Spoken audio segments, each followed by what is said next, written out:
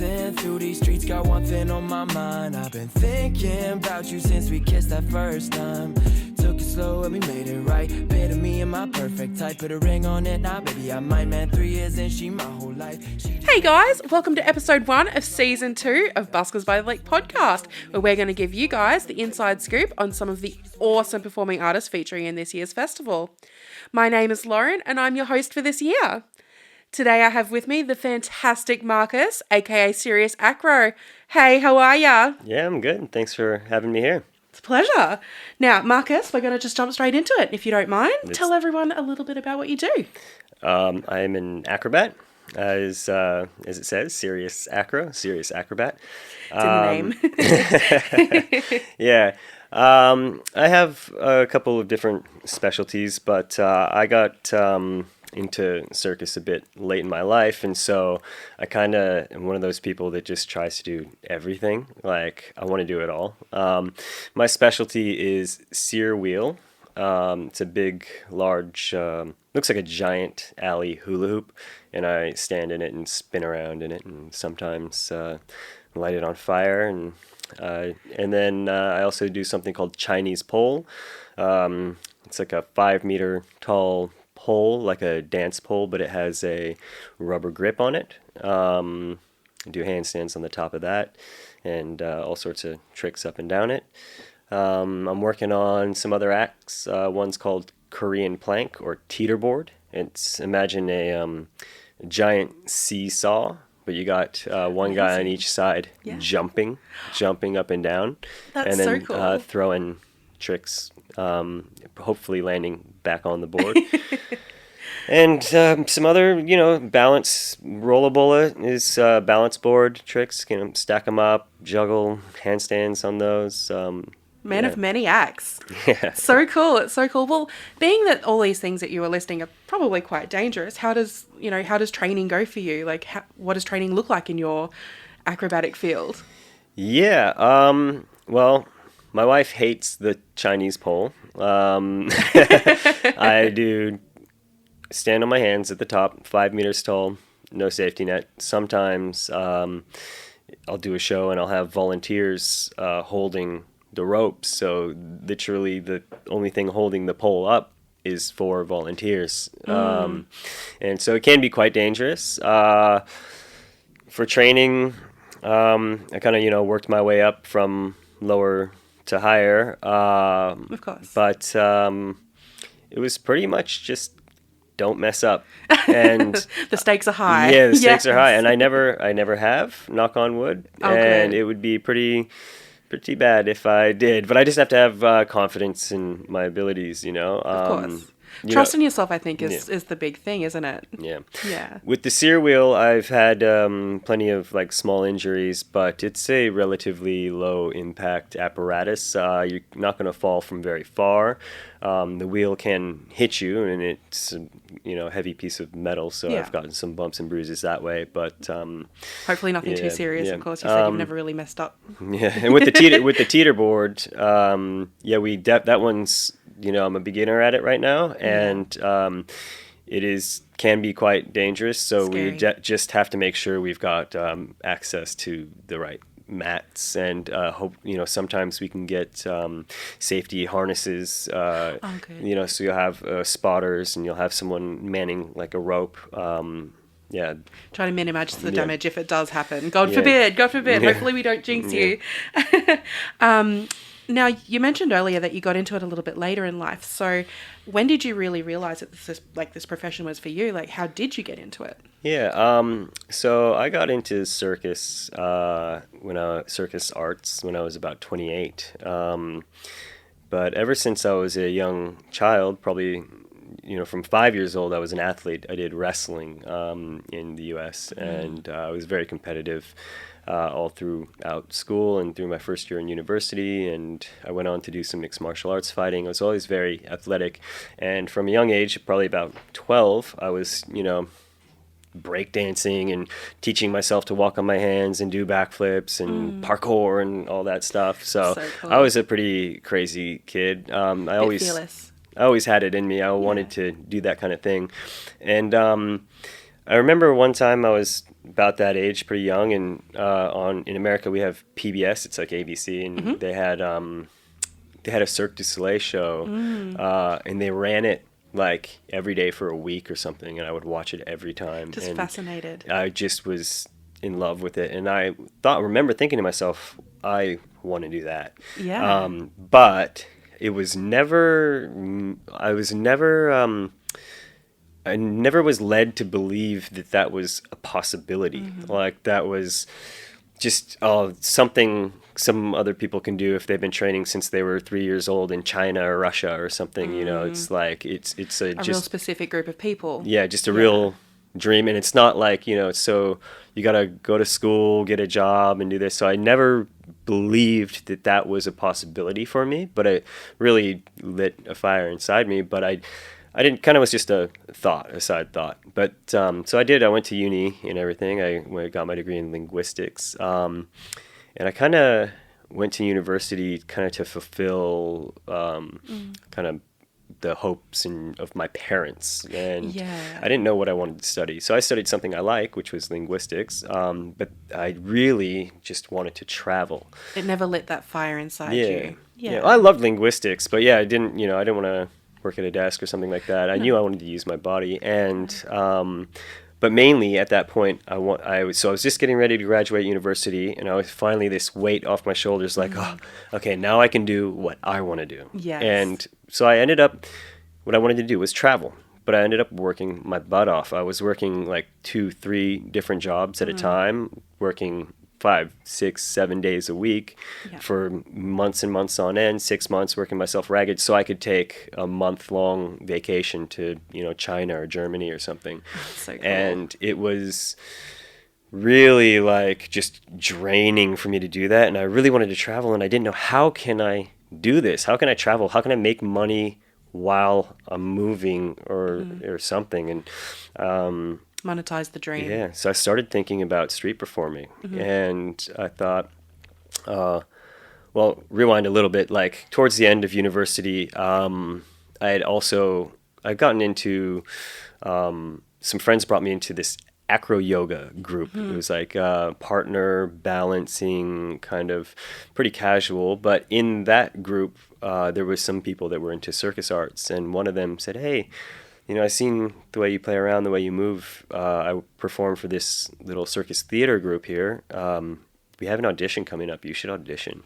And I thought, oh, no. Opportunity presents itself. Yeah, I thought, no, I couldn't do that. I thought, no, you would be amazing, I promise. I was like, well, okay, I'll go to the audition. So I went and just killed it. Like, you're supposed to get callbacks, and they were like, oh, took me to the side, hey, we'd like you to join. Straight away. Oh, that's awesome. And so I was like, oh, yeah, okay, cool, let's do it. And, it was kind of a non-for-profit, and so it was like lots and lots of training and really great facilities and equipment and really amazing people. We had some people from Cirque du Soleil like helping train us and stuff, but it's not like we were getting paid or anything. It was kind of like for the love of it, but it was a really great experience. That's awesome. And so through there, I'm one of the other acrobats. He was doing the wheel, the sear wheel, and they're made for your height. And he was the same height as me. He kind of introduced it to me, and from the second I touched it, I was like, oh, that's for me. I love this. So I started training, and then, I was traveling and thinking, okay, maybe whatever happens. It was 2015. I said, my New Year's resolution, by the end of this year, I'm going to quit working and doing stuff for other people and try to make a living doing something that I love. Just something that fulfills me. And like November came around, and I was like, oh, it's almost the end of the year. I was no closer to my goal, other than I had been training a lot. Yeah. So I thought, all right, well, I better do this. So I started trying to street perform, and I was no good at it. But eventually I got to the point where I was making maybe $30 an hour. Oh, wow. Yeah, well, working hard, and, you can only do it. How many hours a day could you do it? Maybe 4 hours max. Yeah. And that's really hard on your body. But anyways, I got to the point where I was making enough money where I was like, oh, it's okay, I can quit my jobs now, and I won't, I won't have nothing. So I did it, and I quit my jobs, and I started street performing, and I got everything in a backpack and just traveled down the coast of the U.S. and hit all the major cities and just yeah. Then Awesome. one thing led to another. Went to Japan, went to Hawaii. So what's your favorite place that you've been to perform? Oh, Or even just to travel? That's tough. I really enjoyed performing in Ireland. Or I just had a good time in Ireland in general. I was only there for 2 weeks, but it was a really just a beautiful place. I felt like I went back in time and really The architecture and really friendly, really welcoming people. And, yeah. It's great. I mean, I haven't been there, but it's definitely on the list. So, in general then, what are people's reactions when you tell them what you do? Oh yeah, I love to say, when people ask me what I do, I love to say I'm an acrobat. Like, I can imagine you get lots of, oh, okay, well, tell me more. I'm so like, it gets me like emotional because there was such a long time that I wanted to be able to say that and for it to be true. And finally it is, I can say that. And so, but people react really well. They're like, oh, that's interesting, so I think it's cool. It's amazing that you're living out your dream now. You can sort of, like you say that that's what you wanted to do for a long time, and it does make you emotional. I think we've all been able to relate to that in some way. Anyone, especially who's been to university and is studying their dream, or has decided that it's not for them, and then going out to do their own sort of thing. It's just one of those things that I think it's so nice that you get to experience that, and I really hope the same for everybody else, of course. So don't get me wrong, university was great. I loved school. I just didn't know what I was going for, and I finished. And I'm proud to say that I have a degree. You've got the degree. That's right. I've never used it. Not once. Well, I'm sure you've used it, in day-to-day life, just knowing certain things about linguistics, and so I guess it's definitely not a waste. It's not a regret. No, not a regret, not a waste. Definitely not. Excellent. So, do you have any strange or interesting stories or experiences that you can tell us? Yeah, definitely got some stories.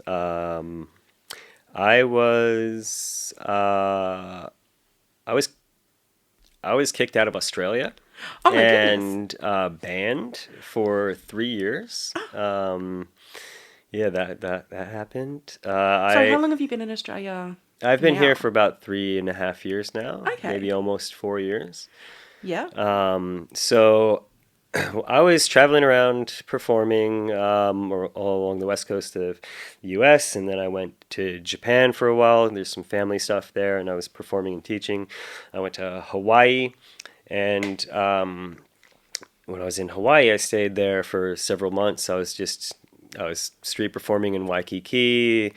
I was beach bumming. Like half the week I was sleeping in the hostel, half the week I was in a hammock on the beach, and I wasn't making a lot of money, but it was enough, and barely enough for me to be sleeping at the hostel half the week. And well, my wife now, she was on vacation, and we met there in Waikiki at the hostel and kind of hit it off. And so after a couple of weeks, we decided we wanted to try to make things work. So she came back to Australia. I went back to Seattle for a little bit, where I'm from. Then I took a trip here. And unbeknownst to me, you're not supposed to street perform. Like, I knew you're not supposed to work on a tourist visa. But I thought, surely you can busk. Yeah, I mean, I put a hat out. It's a donation. People are just giving me money. You just happened to put that hat there. It doesn't mean anything. They're just giving it to me. I'm not working. So I wasn't making a ton of money either, but I didn't have enough money to just like come here and support myself without it. So I was, but I had her family, taking care of me. So I did some street performing, and then I stayed here for a month, and then I went to Ireland for 2 weeks. I had a friend's wedding to attend over there, and I was street performing over there. And then I came back to Australia, and I fly into Melbourne, and they pulled me aside for some reason when I was coming in, they asked me all the regular questions. How long are you going to be here? Where are you staying? What are you doing? When are you leaving? And Typical interrogation. Yeah, I had I had a round trip ticket from here to Ireland and back to here. So I didn't have a ticket from here to anywhere else. So I'm coming in on a one-way ticket. I didn't have a lot of money, but I told them, yeah, look, I'm staying with my girlfriend for a month. She's just doing some work. We're going to save a little money. We're both going to take a trip to Europe. They go, okay, great. Well, how much money do you have? I was like, a couple $1,000s. And like, all right, let's see. And I was like, well, I couldn't show them. And so they took my phone and looked through my phone and had seen like a Facebook post or something that I'd been street performing in Brisbane. And so they locked me up. They interrogated me proper. My gosh. And then locked me up in a detention center for 3 days. And then, which they're only allowed to keep you for 3 days, apparently. And then I had to buy my own ticket. Like, I thought, oh, great, free flight home then, I guess. Yeah. Suppose we're looking on the bright side. Yeah, well, there was no bright side. No, so then you have to buy your own ticket home or just out of the country to whatever country will accept you. And you, for some weird reason, you have to get it from the airline that brought you in. Okay. And I came in on Etihad, and so I'd found these other tickets where I could go home for like $700, but I had to get them through Etihad, so it was like $1,300 or something. Naturally, yeah, so much more expensive. And so because I'd come from Ireland, I had to go back to the U.S. the wrong way around the world. So so I fly from Ireland to here, get stuck in detention for 3 days. Then fly here the wrong way the world back to the U.S. and just to L.A. I needed to go to Seattle, but anyways, yeah, that was Flights are long crazy. enough as it is. Like, no matter how long you're on the plane, you're like, I am so buggered from this. And so I can't imagine you must have needed like a week recovery after that. That was crazy. Yeah, yeah. Oh, but I was put on a 3-year tourist visa ban, but I made it back before those 3 years was up because. Sarah and I decided to get married, and so we, she'd actually gotten pregnant, so she came to the U.S. Like twice while she was pregnant, or at least once or twice, and then she came.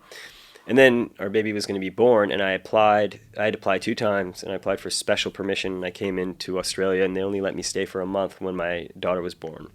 Then I had to go back. So in the beginning, my wife and our first child were going back and forth a lot, and then we had to do all this applications and all these things. So now I'm here as a permanent resident. We're married. We have 2 more kids. But it was quite a nightmare. And, it sounds like it. Well, we're glad that you're here. It sounds like you're here to stay as well. So we're very excited. So you're from Seattle, right? So there's a massive grunge scene there for people who don't know. So do you draw any influence from that, or what are your biggest influences? My biggest influence is probably performing wise, because the first at least 5 years of my career, I was mainly, street performing, and I do jobs here and there, gigs, but mostly street performing. It's such a beautiful way of life. But I really cut my teeth in New Orleans, Louisiana, in U.S., and so that place probably had the biggest effect on me. Influence. That everywhere you go, everywhere you turn your head is art, music, performance of some kind. So there was a lot of people I met there that definitely influenced me. I mean, I can name names, but feel free. Yeah, there's a great group there. Mason Davis, Dusty. What's his last name? Oh man, I was just thinking about this before I came in here too. Dusty, Alex, the magician. Man, now that I'm on the spot thinking of names, I can't think of them. I put you on the spot, definitely. Yeah, but there's Steve Reynolds. There's just so many great, just the vibe in that town is crazy. Yeah. That sounds amazing. So, we are going to have to wrap it up now, but before we go, tell us a little bit about what you've got going on soon. Yeah, okay. We got Buskers by the Lake coming up. I'm really excited about that. my first love of performing is street performing, and lately I've been doing a lot of circus stuff, as a result of like COVID and that, and circus is a whole nother animal. It's really fun and great to be part of a team. I love being in the circus, but to be able to street perform again is really like Exciting. Amazing for me. Yeah. So Buskers by the Lake last year was the first time I did a street show in like a year. It was like because of COVID? because of COVID. Yeah. So I hadn't done a street show in a whole year, come back and do Buskers by the Lake, and it was amazing. And I've only done like 1 or 2 street shows since the last Buskers. So This is a little bit exclusive then. yeah, so it'll be great for me Yeah. to get back there and do it again. We are so excited to see you there. I can't wait. Before you go, one last thing. What is your fantasy? My fantasy would be to have a beautiful big block of land. And if it's a fantasy, I might as well have 2. I'll have one in the US and I'll have one here in Australia. Why not 3? Make one an island as Yeah, well. yeah, Ireland, Japan, Dream big. just have land and be able to build my own like just circus playground, all the things, and you could run classes, performances, parties, whatever, and just Sounds like a blast. Yeah, that would be great. Pretty dope, I reckon. Yeah. Now, for everyone listening in at home, do you want to give everyone your details for social media? Yeah. How can we find you? Instagram is what I use the most. So at Cyrious Acro, that's a play on words because Cyr wheel is my main apparatus. So it's CYRIOUS ACRO. That one's kind of my main Your main. page. So it's got, family stuff as well, horse stuff or whatever. I think it's a pretty good page. But I also have more of a professional page, which is just like the polished circus stuff. So it's similar. It's Cyrious, CYRIOUS _acrobat. Amazing. Well, thank you so much for that. It has been such a pleasure to talk to you. We are very, very excited to really see what you've got to do at Buskers. So, thank you for coming in today. Thank you.